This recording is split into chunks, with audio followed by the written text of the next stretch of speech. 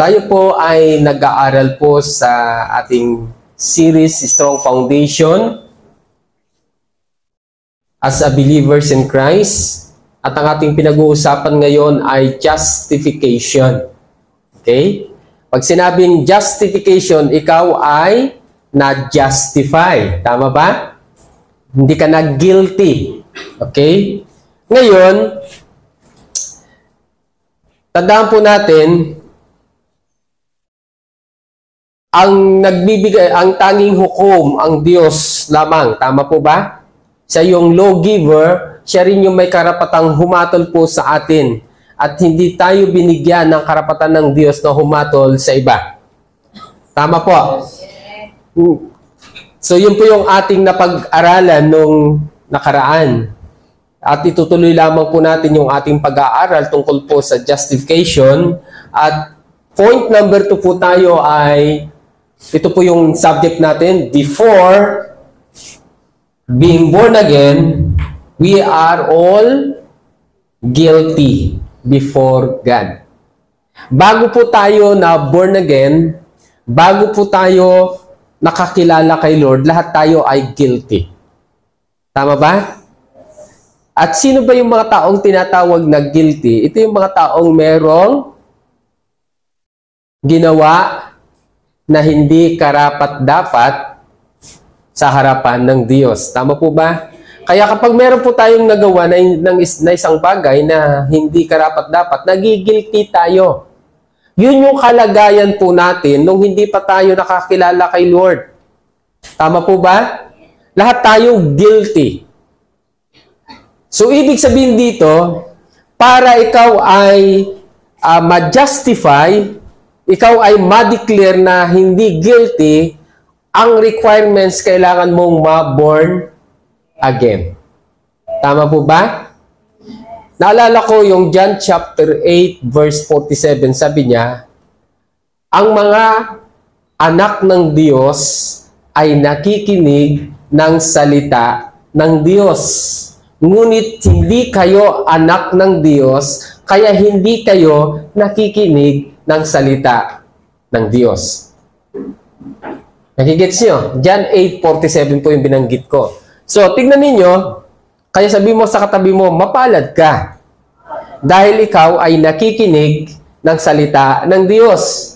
At dahil ikaw ay nakikinig ng salita ng Diyos, ikaw ay anak ng Diyos. Kaya kung hindi ka nakikinig ng salita ng Diyos, hindi ka anak ng Diyos. Hello? At ikaw ay guilty. Sabi mo nga sa katabi mo, guilty ka ba? Alright? So, ang born again, ang isang born again o isang anak ng Diyos, dapat nakikinig siya ng salita ng Diyos. Nakikinig siya. Kung hindi siya nakikinig, hindi siya born again. Hindi siya anak ng Diyos. Kaya nga sabi dito, before being born again, we were all guilty before God. Okay.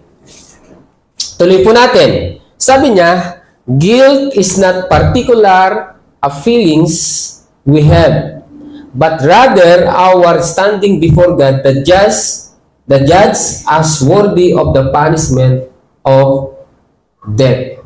Ang guilt ay hindi lamang po ito nararamdaman mo lang. Tama ba? Hello? Kasi minsan, yung nararamdaman natin, yun yung nagtutulak. Yun yung nagko-cultivate ng ating emotion. Tama po ba? Kapag naramdaman mo, hindi ako karapat-dapat, ano ang nag-cultivate doon? Emotion.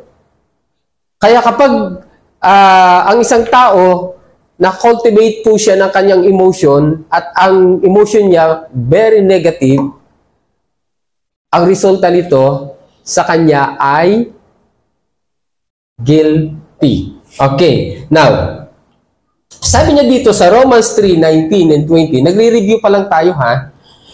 Now we know that whatever the law says, it says to those who are under the law, that every mouth may be stopped and all the world may become guilty before God. Therefore, by the deeds of the law, no flesh will be justified in his sight, for by the law is the knowledge of sin. Tatagalugin natin, alam natin na anumang sinasabi ng kautusan ay sinasabi sa mga nasasakop nito upang walang maidahilan ang sinuman. At dahil dito'y mananagot ang lahat sa Diyos. Walang taong mapapawalang sala sa paningin ng Diyos sa pamamagitan ng pagsunod sa kautusan, dahil ang gawain ng kautusan ay ipamukha sa tao na siya ay nagkasala. Dahil ang gawain ng kautusan ay ipamukha sa tao na siya ay nagkasala. Kaya maliwanag dito na tayo po ang function ng law, ipaunawa sa atin na tayo ay makasalanan. Kaya every time na may nagagawa tayong hindi tama, ang ibig sabihin nun, ang umiiral doon ay yung law. Tama ba? Tama ba? Pero kapag ang biyaya ng Diyos ang nagpapangsyon, ipinapakita ng biyaya ng Diyos na ikaw ay hindi na guilty. Why? Because we are not under the law, we are all under the grace of God. Okay? Clear? Yes. Alright. Sabi pa niya dito, a person who follow all God's law but fails to obey even one command is guilty of breaking all the command in that law. The same God who said, you must not be guilty of adultery, also said, you must not murder anyone. So if you do not take part in adultery but you murder someone, you are guilty of breaking all. Sabi mo, breaking all God's law. So, maliwanag dito ang tumutupad sa kautusan, pero lumalabag lang sa isa. Anong sabi dito? Lumalabag na rin sa buong kautusan. Kaya kapag tayo ay nabubuhay sa kautusan, nabubuhay sa law, sisiguraduhin ko sa inyo, hindi kayo tatagal. Amin po ba? Dahil meron ka lang isang hindi masunod, nagkasala ka na sa lahat. Amen. At kahit doon sa sinasabi o hinihingi ng kautusan, tayo ay na-justify through the blood of Jesus Christ. Amen. Hello? Hello? Okay, tuloy pa natin. Sabi niya dito, but the scripture declare that we are all prisoner of sin, so we receive God's promise of freedom only by believing in Jesus Christ. Sinasabi ng kautusan, okay, na tayo ay alipin ng kasalanan. Tama ba? Hello? Kaya lang, sabi niya, kung tayo ay sumasampalataya kay Kristo, anong sabi niya dito? Tayo ay magkakaroon ng kalayaan. Kaya by believing in Jesus Christ, we receive freedom. Okay po? Maliwanag? Review lang naman ito. Nire-review ko lang yung number 2 eh. Alright. So ngayon, sabi pa niya dito, this realm of death describe our former state, for we were held in sin's grasp, but now we have been resurrected out of that realm of death, never to return, for we are forever alive and forgiven of all our sin.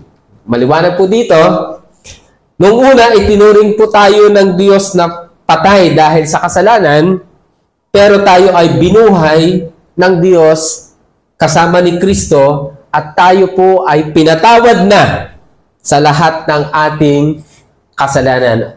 Again, ulitin ko, hindi patatawarin sa kasalanan, kundi pinatawad na. Sabi mo, pinatawad na. Ngayon, kapag pinatawad ka sa iyong mga kasalanan, sabi pa niya dito, He canceled out every legal violation we had on our record and the old arrest warrant that is sought to indict us. He erased it all. Hindi lang niya kinancel, kundi anong ginawa niya? He erased it all. Meron ba ang itinira? Tanungin ko kayo, meron bang itinira? Wala. Kinancel na niya, pag sinabing kinancel niya, pinawalang visa. Wala nang authority, wala nang power. Alin ang wala nang power? Yung kasalanan. At hindi lang yun, lahat in-erase niya. Hello? Deleted na. Pag sinabing deleted na, hindi na ma-regain. Hindi mo na ito uli mababawi. Yun ang ibig sabihin ng deleted it all. Binura na lahat. Kapag binura na ng Diyos ang lahat, hindi mo na ito mariregain. Hindi mo na ito mababawi. Are you listening? Yes. Kaya kapag ikaw ay ginustify ng Lord, okay, ito ay hindi na pwedeng bawiin pa. Nagigets niya? Sabi mo sa katabi mo, na-justified ka na. Dineclare ka ng guilty ng Diyos. Kaya hindi ka na guilty. Okay po ba? Hello? Sino sa inyong guilty dito? Okay? Ganun ang Diyos. Yan yung power ng justification. Hindi lang niya kinancel, hindi lang niya dinilit, hindi lang niya ito in-erase, kundi talagang pinawalang bisa na ng ating Panginoon yung mga legal, anong tawag dito? Legal document against us. Ulitin ko legal document. Pag sinabing legal na dokumento, ibig sabihin talagang legal na dokumento. Pero kahit ito ay legal na dokumento, pinawalang bisa na ng ating Panginoon. Itong legal na dokumento na ito yung ginagamit ng dyablo sa atin until now. Sasabihin niya sa iyo, Mika, ito ka naman rebelde ka, ito pasaway ka Kailanman ay hindi yan mawawala. Nandyan na yan. Tama ba? Ikaw naman, kapag hindi mo alam na ikaw ay justified na ng ating Panginoon, dineclare na guilty ka na, o not guilty, in-erase niya na yon. Kung hindi mo ito alam, yun yung laging isisiksik ng dyablo sa isipan mo, kaya imo-motivate na naman niya yung emotion mo, then makakaramdam ka ng guiltiness. Tama ba? Ang sasabihin pa ng dyablo sa iyo, alam mo, wala ka talagang kwenta. Hindi ka na magbabago. Ganito na talaga ang buhay mo. Di ba? Kaya kahit na anong cover up na gawin mo ngayon, hindi mangyayari yan. Kung sino ka noon, ikaw pa rin ngayon. Totoo ba yon? Totoo ba yon? Kaya sasabihin pa, ito yung ugali mo Nandyan na yan. Built-in na yan. Yung sinabing built-in na yan, talagang kasama na dyan, nandyan na yan. Mula sa simula hanggang sa ending ng buhay mo, nandyan na yan. Pero ang tanong, totoo nga ba? Hindi. Hindi.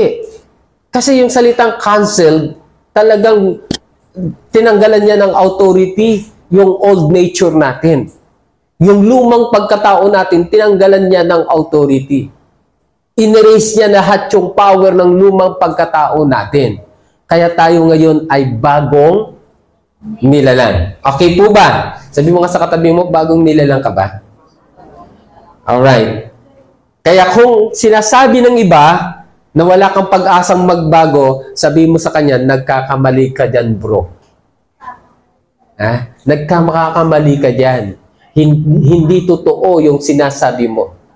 Dahil sabi nga ng kasabihan, habang buhay, may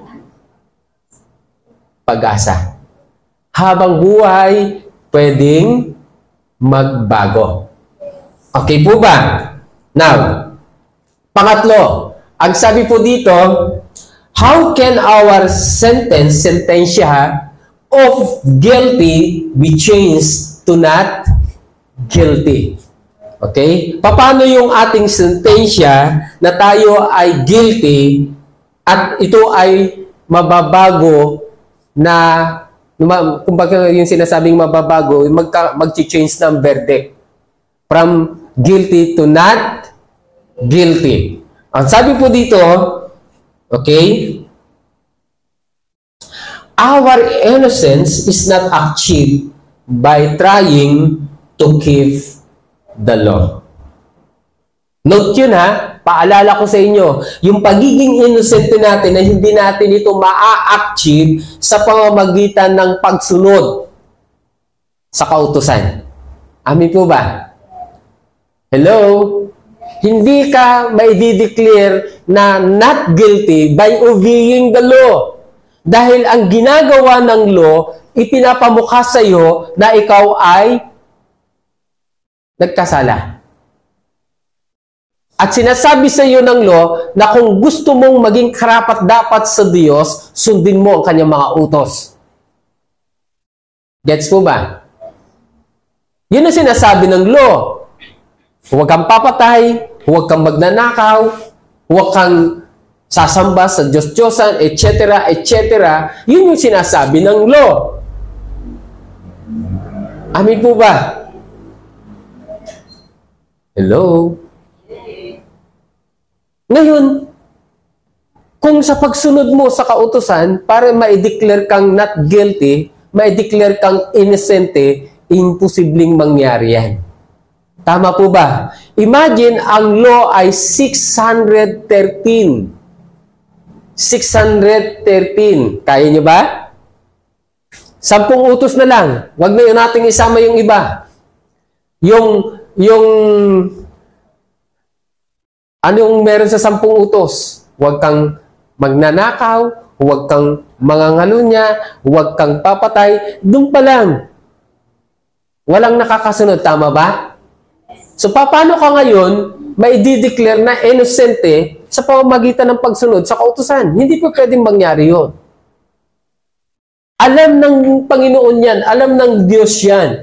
Kaya, ang ginawa ng ating Panginoon, ang ginawa ng Diyos, ipinadala niya ang kaisa-isang anak niya para yung hinihingi ng kautusan, siya mismo ang mag-accomplish. Nagigets ninyo? Si Jesus lang ang makakasunod doon sa kautusan. Siya lang ang makakapagpalaya sa atin sa kautusan. Tama ba? Okay. Now, ang sabi dito, for through the law, I died to the law, so that I might live to God. My old identity has been crucified with Christ and no longer lives. And now the essence of this new life is no longer mine. For the Anointed One leads His life through me. Sabi niya dito, we live in union as one. My new life, sabay-sabay nga natin basahin ito. My new life is empowered by the faith of the Son of God who loves me so much that He gave Himself for me. Okay. Yung bang bagong buhay sa iyo empowered by you? No. Ha? Kaninong faith? Empowered ba ng pananampalataya mo? Hindi. Sabi niya dito, my new life is empowered by the faith of the Son of God who loves me so much that He gave Himself for me. So, dito maliwanag, kita ninyo yung bagong buhay na meron sa atin, hindi kayang i-empower dito ng sarili mo. Paano yung sinasabing empowered by yourselves? Parang ganito, kailangan ibigay ko yung aking 100% na pagbabasa ng salita ng Diyos, na pagpunta ng church, na pagpipray, etc., etc. Yun ba, kaya mo bang ma-empower yung bagong buhay doon? Sa devotion lang, pumapalpak nga tayo eh. Tama po ba? Tama po ba? Sa prayer lang, pumapalpak na tayo eh. Na-empower ba yung new life sa sarili natin? Hindi. Sa pamamagitan ba ng pananampalataya natin, may empower yung bagong buhay natin? Ha? Ang liwanag dito, paano na-empower yung new life? By the faith of the Son na nagmamahal sa atin, na nagbigay ng kanyang buhay.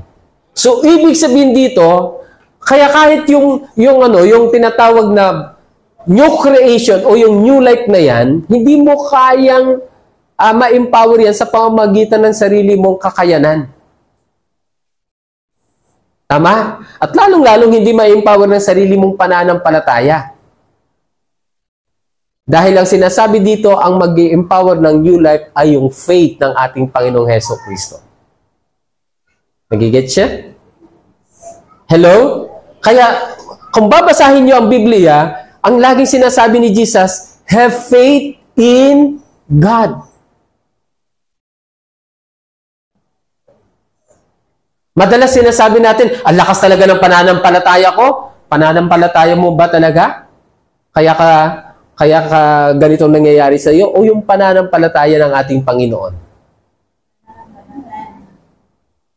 Kaya ka ba gumaling dahil sa pananampalataya mo? Hello? O yung pananampalataya ng Panginoon? Kaya ka ba nagbago dahil sa pananampalataya mo? O dahil sa pananampalataya ng Lord? Hello? Kasi tignan nyo, kapag ikaw ay na-born again dahil sa sarili mong kakayanan, ibig sabihin, insulto ito kay Lord. Kapag ikaw ay nagbago sa sarili mong kakayanan, insulto pa rin ito kay Lord. Dahil ang mayroong kakayanang magbago lang sa atin ay ang ating Panginoong Hesukristo. Anong ebidensya mo, Pastor?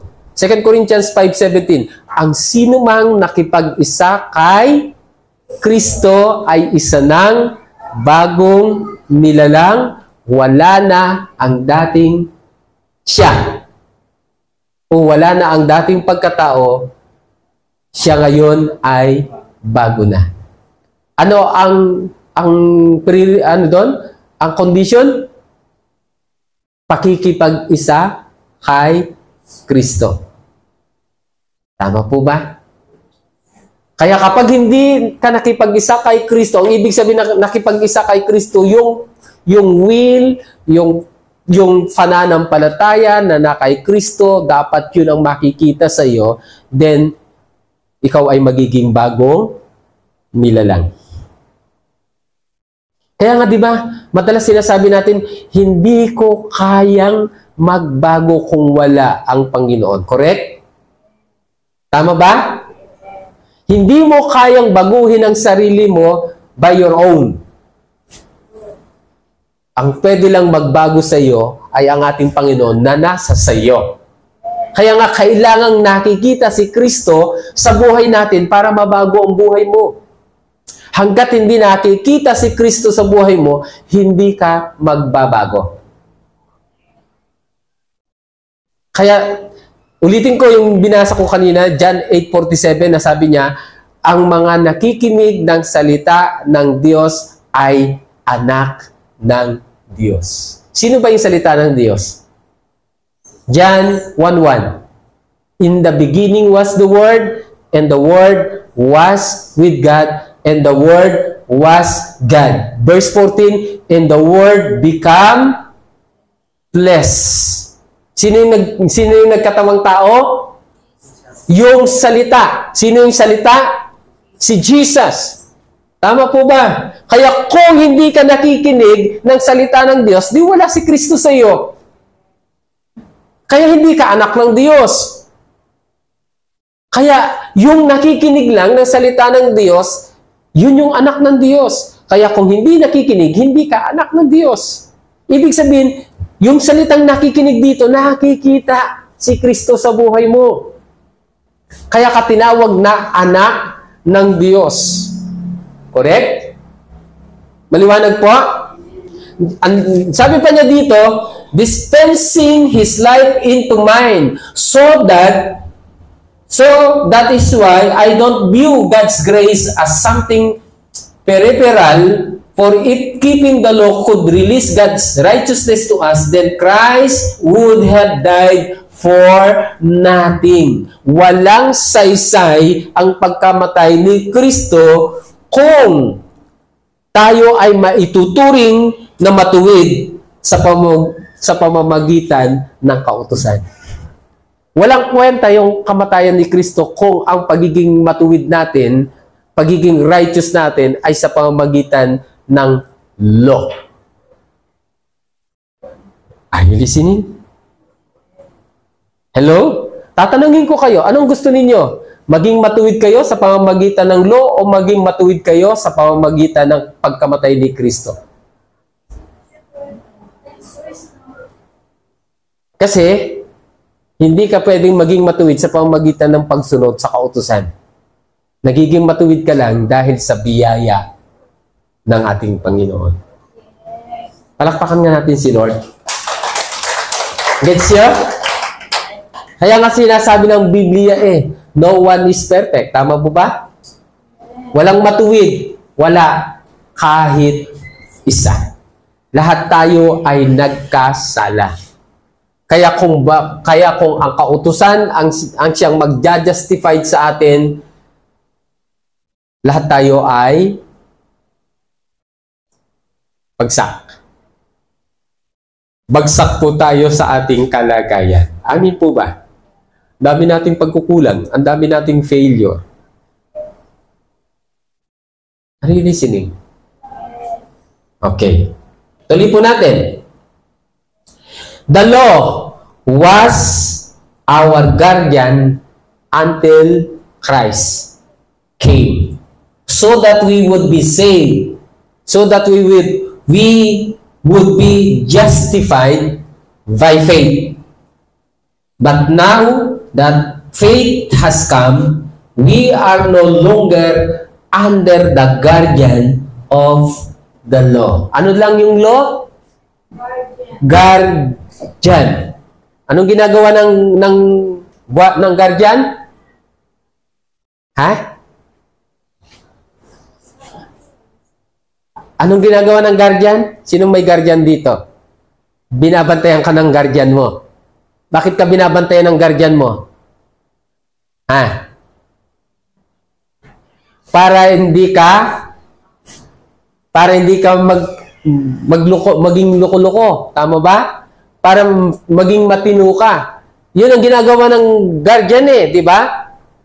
Binabantayan ka, baka kasi pumalpak ka. Binabantayan ka, baka mag-wild ka. Binabantayan ka, kasi baka magwala ka. O sirain mo ang buhay mo. Sabi niya, the law was our guardian. Guardian natin ang law. Tagapag-alaga lang natin ang law. Tama ba? Hello? Pero hanggang kailan yung function ng law? Hanggang kailan? Until. Anong ibig sabihin ng until? Doon, hanggang lang. Doon yung hangganan. Ano yung hangganan ng law? Until Christ Pag sinabing yun lang doon lang ang hangganan ng law, ibig sabihin, sa panahon natin ngayon, hindi na tayo under ng law. Tama ba? Ang liwanag dito, hindi na tayo under ng law. Tayo ngayon ay under grace. Are you listening? Ibig sabihin, tapos na yung rule ng law sa panahon ng ating Panginoon. Hanggang doon na lang yung power niya. Ibang dispensation na. Ibang panahon na. Tapos na yung panahon ng law. Panahon na ng ating Panginoong Hesus Kristo. Nagigets ninyo? Hello? Panahon na ng restoration. Panahon na ng justification. Under grace. Under Christ. Not under the law. Bakit? Anong sabi niya dito? So that we would be justified by faith. Para tayo ay may turing na maging matuwid sa pamamagitan ng pananampalataya. Are you listening? Nakukuha ninyo? So ulitin ko, the law was our guardian until Christ. Ang tanong ko, dumating na ba si Kristo? Yung first coming niya, dumating na, tama?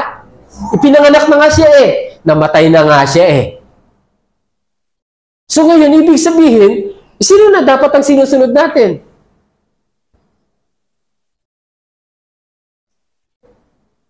Yung law? O yung si Kristo? Amen. Kaya sabi niya dito, but now that faith has come, we are no longer under the guardian of the law. Kaya kung meron na yung pananampalataya, ngayon, wala na tayo sa patnubay, wala na tayo sa pangangalaga ng kautusan. Remember, sabi po sa Hebreo 11 verse 6, without faith. Again, without law? Without law? Without law? It is impossible to please God? Without obeying the law, it is impossible to please God? Or without faith? Without faith, it is impossible to please God. Hindi niya sinabing sa pamamagitan ng law, magiging pleasing tayo kay Lord. Kundi sinabi niya, without faith, it is impossible to please God. Pag dumating ang pananampalataya, we are no longer under the guardian of the law. Kaya, ibig sabihin dito, kapag ikaw ngayon ay sumampalataya kay Kristo, wala ka na sa pangangalaga ng kautusan. Kung hindi ka pa sumampalataya kay Kristo, we are still under the law. Are you listening? Bakit? Kasi ang law is until Christ came. So kung hindi ka pa sumampalataya kay Kristo, you are still under the law. Kailangan mong sumunod sa kautusan para ma-justified ka. Ang problema, hindi mo kayang sumunod sa kautusan. Are you listening? Hello? So, na-justified tayo through faith in Christ Jesus. Ano lang kailangan para ma-justify tayo? Faith in Christ Jesus. Palakpakan nga natin si Lord. May natutunan tayo. Ha? Wala na tayo sa pangangalaga ng kautusan. Nasa pangangalaga na tayo ng biyaya ng ating Panginoong Hesus Kristo.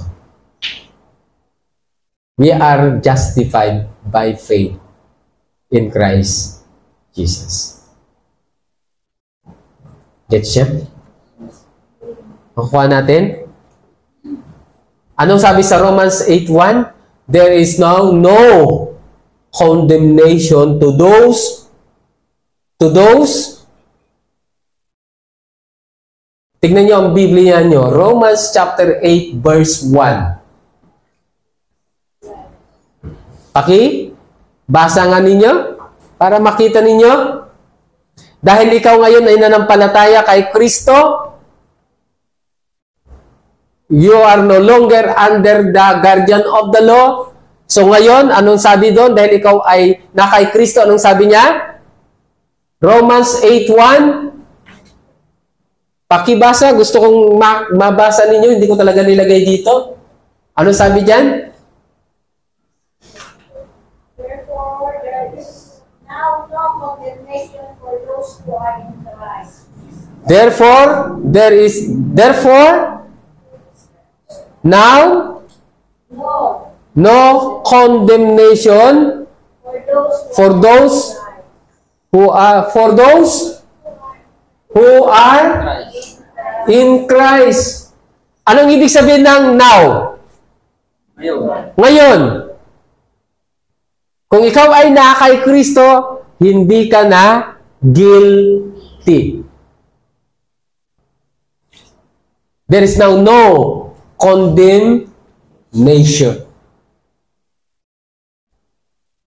Are you listening? Kaya lang, huwag naman ninyong abusuhin. O hindi na ako guilty. Na-justified na ako. Kahit na hindi na ako pupunta ng church, kahit na hindi na ako pupunta. Abuso ang tawag doon. Kasi alam ho ba ninyo na yung mga taong under grace, sa mga taong na kay Kristo, sila ay lalong nagpapahalaga sa pakikinig ng salita ng Diyos? Tama po ba? Lalong nagpapahalaga sila sa pagsunod dahil sumusunod sila dahil sila ay na-justified na.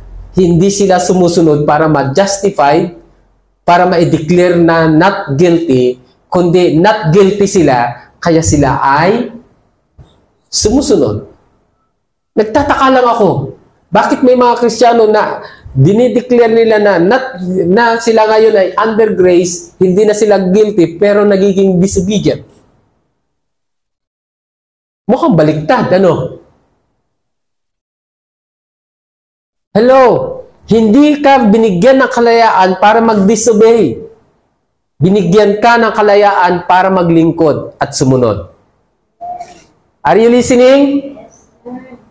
Hindi ka binigyan ng kalayaan para gawin mo yung gusto mo. Dahil tayo ngayon ay slave ni Kristo. Tama po ba? Kaya sabi ni Jesus, ano sabi ni Jesus? If you love me, obey my command. Are you listening? Hello? Nakukuha niyo yung pinag-uusapan natin. No? Tignan nyo, yung salitang guardian, paidagagos. Sabi mo, paidagagos. Paidagagos. Hirap basahin. Paidagugos. Yan. Tutor. Instructor. School master. Trainer. Pag sinabing trainer, tagapag-train. Tinitrain lang tayo ng law. Paano tayo tinitrain ng law? Tinitrain tayo na sumunod. Tama ba? Bakit? Saan ba naging failure ang tao? Sa pagsunod. Dahil kung hindi ka susunod, pag dumating si Kristo, anong mangyayari sa iyo? Maja-justified ka ba? Hindi. Tutor nga eh. Instructor lang ang law. Tinuturuan ka na sumunod. Yun yung law. Dahil ang kapalpakan ng tao ay pagsunod. Tapos ngayon, under grace ka, hindi ka pa rin sumusunod, mukhang malaking problema. Amen. Hello? Okay. Sabi po dito, law should lead us to Christ to be justified by faith. Are you listening? Ulitin ko. Law should lead us to Christ to be justified by faith. Yun yung ginagawa ng law. Inililid tayo kay Kristo para tayo ay ma-justified by faith. Amen? Hello? Yun lang ang rule ng law. I-lead ka lang, i-train ka lang, papunta kay Kristo. Pero pagdating sa justification, hindi ka ma-justified ng law, kundi si Kristo lang sa pamamagitan ng pananampalataya sa Kanya. Are you with me? Okay. Number 2, law brings knowledge of our guilt. Yun lang ang ginagawa ng law. Binibigyan tayo ng kaalaman tungkol sa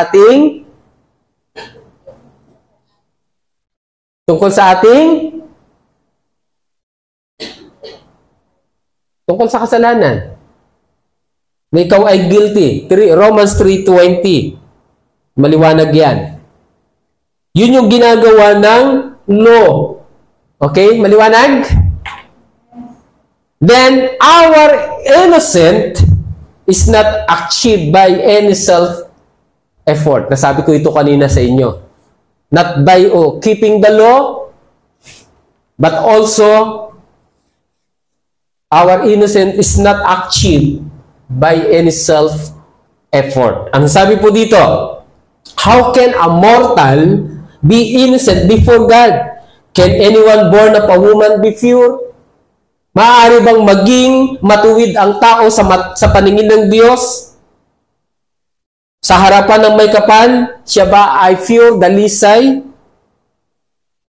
Wala. Tama ba? Ano sabi sa Romans? Lahat tayo ay nagkasala. And then, nasabi pa niya dito, Lord, sabi niya sa Psalms 51 verse 5, Lord, I have been a sinner from birth. From the moment my mother conceived me. Makasalanan na tayo. Bago pa tayo ipanganak. Nasa loob pa lang ng tiyan. Sinner na tayo. So, meron ka bang magagawa? Kung sinner ka, meron ka bang magagawa yung sarili mong effort para maging innocent ka? Sinner nga tayo.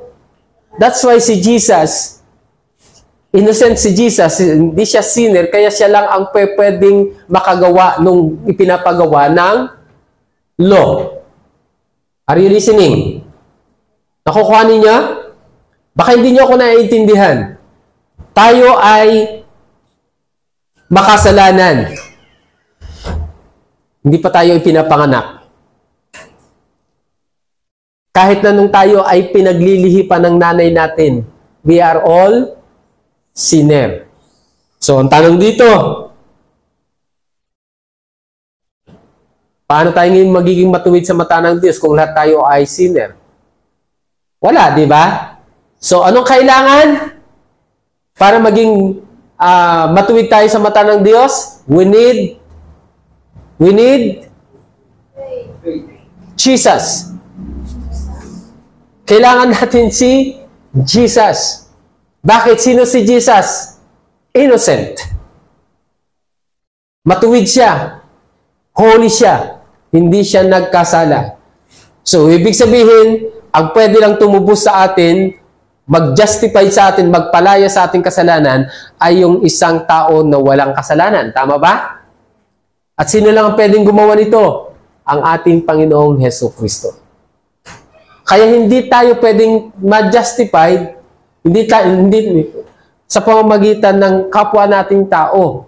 Hindi tayo pwedeng ma-justified by our self-effort. Si Jesus lang ang mag-justified sa atin. Okay? Now, our innocent is due to Christ Jesus' action on our behalf. Sabi ko sa inyo, due to Christ Jesus action. Doon lang sa ginawa ni Kristo, doon lang sa finished work of Jesus Christ on the cross, saka lang tayo naging innocent. Ano sabi po dito? This righteousness is given through faith in Christ or in Jesus Christ to all who believe. There is no difference between Jew and Gentile. So tingnan nyo, the righteousness is given. Ang tao ay itinuturing ng Diyos na matuwid sa pamamagitan ng pananampalataya kay Hesu Kristo. O ulitin ko po ito, this righteousness is given through faith in Jesus Christ to all who believe.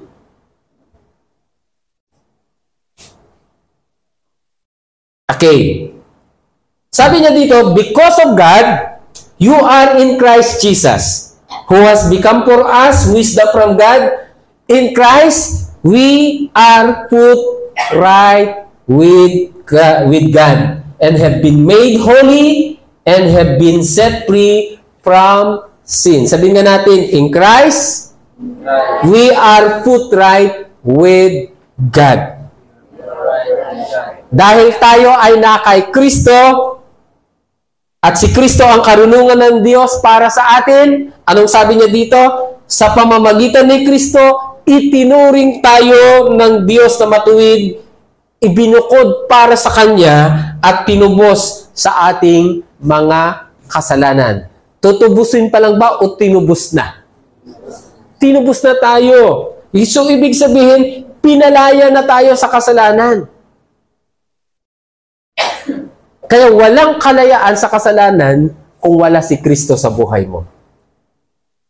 Walang justification kung wala si Kristo sa buhay mo. Ito yung rason kung bakit kailangan nating manampalataya kay Kristo. Ito rin yung rason kung bakit kailangan nating tanggapin si Kristo sa buhay natin. Kaya kapag hindi natin tinanggap si Kristo at hindi tayo sumampalataya kay Kristo, there is no forgiveness of sin. Amen? Walang freedom. At higit sa lahat, walang kaligtasan sa iyo.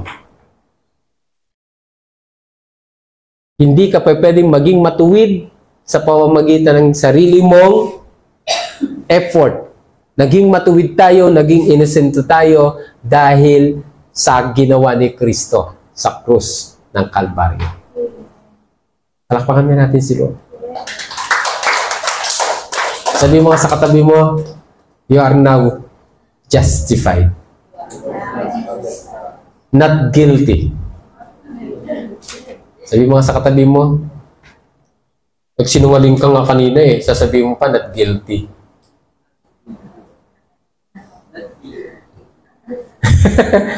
Not guilty. Clear na po ba? Clear? Amen. So through Christ, we will surely be saved from God's anger because we have been made right with God by the blood of Christ's death. Tayo po ay itinuring na matuwid sa pamamagitan ng dugo ni Kristo. At sinabi niya doon, tiyak, surely, tiyak na maliligtas tayo sa parusa ng Diyos. Dahil kay Kristo. Ano ibig sabihin ng surely? Sure. Guarantee. Tiyak na ikaw ay ligtas na sa parusa o sa galit ng Diyos. Kaya, yung kamatayan ni Kristo sa pamamagitan ng dugo ni Kristo, tayo po ngayon ay naging matuwid. Tayo po ngayon ay na-justified sa mata ng Diyos. Hindi ba napakagandang regalo ng Panginoon yan? Di ba? Wala kang ginawa, si Kristo ang gumawa. Dahil hindi mo kayang maging matuwid sa mata ng Diyos sa pamamagitan ng sarili mong lakas, sa sarili mong performance, kundi sa pamamagitan ng ating Panginoong Hesus Kristo. In Christ, we are set free by the blood of His death. And so we have forgiveness of sin. How rich is God's grace. Grabe ito. Tinubos tayo ni Kristo sa pamamagitan ng kanyang dugo at sa gayon tayo ay pinatawad na sa ating mga kasalanan. Ganoon kadakila ang kanyang kagandahang loob.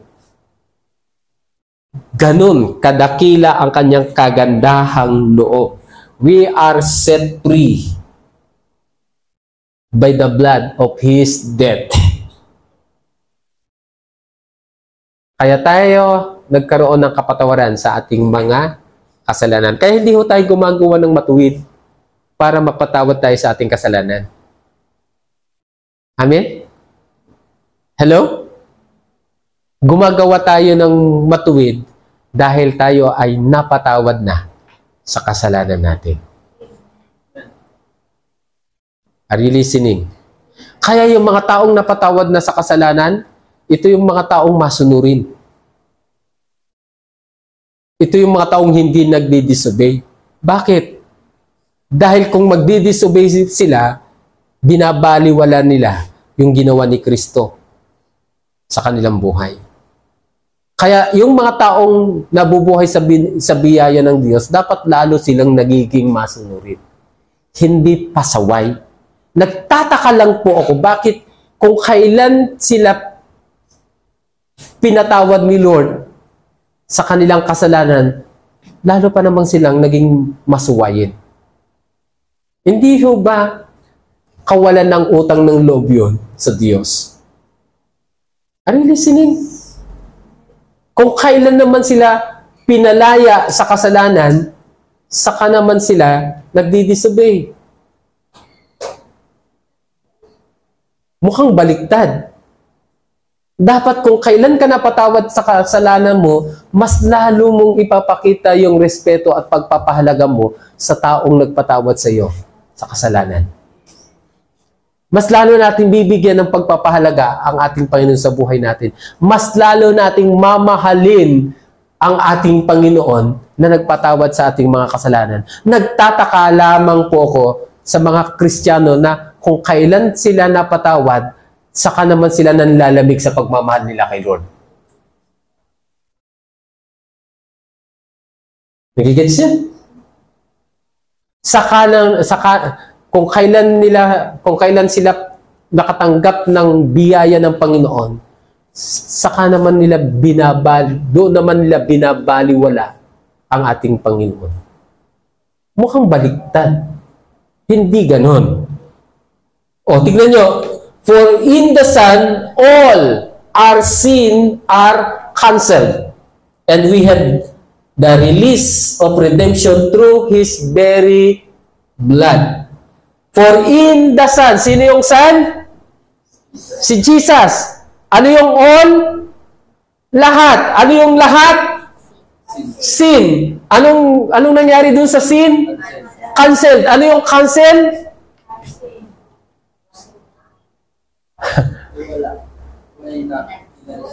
Oh, canceled na. Tinanggalan na niya ng authority ang alin? Ang kasalanan. Sino nagtanggal ng authority? Si Jesus. Kaya kung nasa sa iyo si Kristo, wala nang authority sa iyo ang kasalanan. Kung nasa sa atin si Kristo, wala nang power sa atin yung kasalanan. Ang kasalanan ay paglabag. Tama po ba? Ang kasalanan ay pagdidisobey. So, ibig sabihin, kung nasa sa iyo si Kristo, wala nang power sa iyo ang mag-disobey. Wala nang influence ang disobedience. Wala nang power yung kasalanan sa iyo dahil si Kristo ay nasa sa iyo. Cancelled na nga eh. Tama po ba? Hello? Sino kayo nang nakay Kristo? Taas ang kamay. Are you in Christ? Okay? All our sins are cancelled. The power of sin are cancelled. Pag sinabing power of sin are cancelled, ibig sabihin wala nang kapangyarihan sa iyo ang kasalanan kung ikaw ay nakay Kristo. Kaya kung si Kristo ay nasa sa iyo, sasadyay mo bang magkasala? Sasadyay mo bang mag-disobey? Sasadyay mo bang magpasaway? No. Kaya kung sinasabi natin we are under grace pero nagdi-disobey tayo, anong tawag sa atin? Sabi mo, pasaway. At kung ikaw ay pasaway, magpapasawi ka. Gets nyo? Sige, magtatapos na ako. Conclusion, iba ng tingin nyo sa akin. Kasi 7:23 na. Okay. Sabi po dito, and if Christ is not alive, you are still lost in your sin and your faith is in fantasy. Okay? Kung si Kristo ay hindi nabuhay, you are still lost of all sin. Lost in your sin. And your faith is just a fantasy. Ang pananampalataya mo lang ay isang pantasya lang. Sabi niya, it would also means that those believers in Christ who have passed away have simply perished. Yung mga mga namatay kay Kristo, anong sabi doon? Anong sabi doon? Napahamak din sila. Di ba? Nagigets ninyo? Kung yung mga believers in Christ, kung hindi nabuhay si Kristo, tayong mga nananampalataya kay Kristo, napahamak din. Yung mga namatay na nananampalataya kay Kristo, napahamak din. Kung si Kristo ay hindi nabuhay. Nabuhay ba si Kristo? O nabuhay. So, ibig sabihin, assurance siya ng yung pagkabuhay ni Kristo, tayo ngayon ay mabubuhay muli. Nagigets siya? Hello? Sabi mo nga sa katabi mo, wow, buhay si Kristo kaya ikaw ay mabubuhay din. Dahil ikaw ay sumasampalataya kay Kristo, hindi ka rin mapapahamak. Nagigets niyo? Kaya, ulitin ko, John 3:16, alam na alam niyo ito. For God so loved the world that He gave His only begotten Son, that whosoever believed in Him should not perish, but but have everlasting life. Kaya kung si Kristo ay muling nabuhay, tayong nananampalataya kay Kristo, na namatay at nabuhay, hindi rin tayo mapapahamak.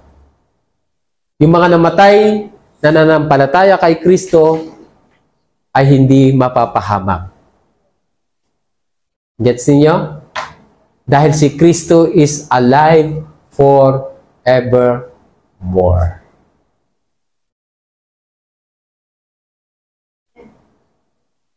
Sino ngayon ang siguradong ligtas na siya? Ha? Okay. Sabi nila sa July ba o June 20, basta July 2026, darating na daw mangyayari daw yung the big one. July. Hindi, July 2025 yata eh. July 2025. May nag-prophecy na magkakaroon ng the big one. 7.3 na magnitude na lindol. Yung nangyari sa Myanmar at Thailand ay 7.7 and 7.6. Pag ang Pilipinas ay nakaranas ng 7.3, marami pong mamamatay. Ang tanong, kung hindi nagkamali yung nagsasabi na mangyayari yung lindol na yan ng June o July 2025, hindi ko na ano kasi nakita ko lang sa balita eh, sa GMA, kung sakaling mangyari yon, ang tanong ko sa inyo,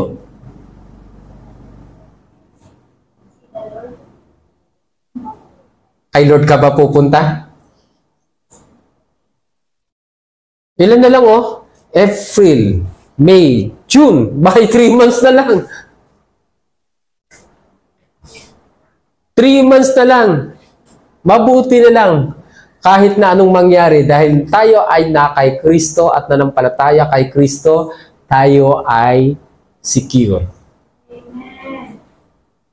Amen? Ang tanong ko, secure ka nga ba talaga? Paano mga estudyante kung sakaling mangyari yun? Sa tingin nyo?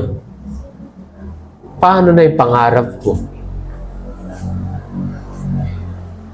Gets niyo? Meron pa bang pangarap na hihigit kay Kristo? Di ba? Wala. Yung mga pangarap natin hindi higit kay Kristo yun. Meron pa bang mas magandang gantimpala yung makasama mo si Kristo, mapunta ka sa piling ni Kristo, o makamtan mo yung kayamanan sa mundong ito? Wala. Maraming lahat ng kayamanan sa daigdig na ito, mauuwi sa wala. Pero yung buhay na walang hanggan ay forevermore. Gets niyo? Hello? Kaya dapat siniseryoso natin yung ating relasyon kay Lord. Yung ginagawa natin ngayon dito, hindi ito pabigat. Hindi ito kalugihan yung pagpunta natin ng church. Ba't ako na lang ang pupunta ng church? Bakit sila hindi pupunta? Magaya nga sila. Eh kung gumaya ka sila, lugi ka. Are you listening? Hello? Lalo na kung ang rapture ang pag-uusapan. Ang rapture ay a mystery. Walang sign ang rapture. Anytime pwedeng dumating si Lord. Ang tanong, makakasama ka ba? If you are in Christ, secure ka. Amen? We are justified. Kaya nga kung nakay Kristo ka, ikaw ay not justified.